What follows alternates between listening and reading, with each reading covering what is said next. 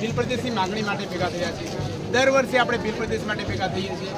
ભીલ પ્રદેશ બનાવવા માટે આપણા આદિવાસી સમાજના બહુ ઓછા માણસો છે, રાજકીય રીતે આગળ છે, બહુ ઓછા માણસો, સામાજિક રીતે આપણે બધા સાથે છીએ, પણ નેતૃત્વમાં બહુ ઓછા માણસો લડી રહ્યા છે।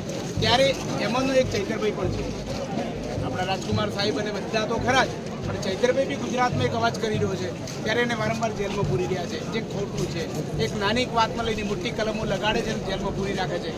એટલે એ જે સરકાર હેરાન કરી રહી છે એ બાબતે આજે પણ અમે આપણે આદિવાસી ભાઈઓને એક મેસેજ આપીએ છીએ કે આપણે મજબૂત બનવાનું છે।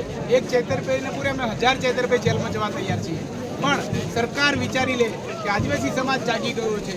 આબુથી ઉમરગામ નહીં, રાજસ્થાન, મધ્યપ્રદેશ, મહારાષ્ટ્ર, ગુજરાત ચારે રાજ્યોમાં આદિવાસી સમાજ જાગૃત થઈ ગયો છે। અને અમારા સમાજના કોઈ પણ માણસને તમે હેરાન કરશો તો એક નહીં, અમે 1000 માણસો જેલમાં પુરાવા તૈયાર છીએ।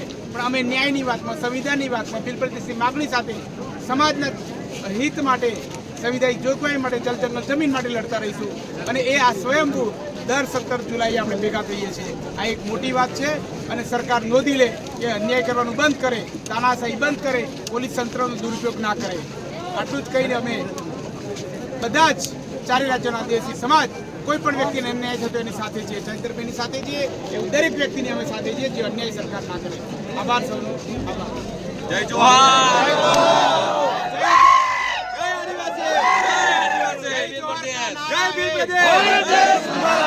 जय जोहार का नारा है।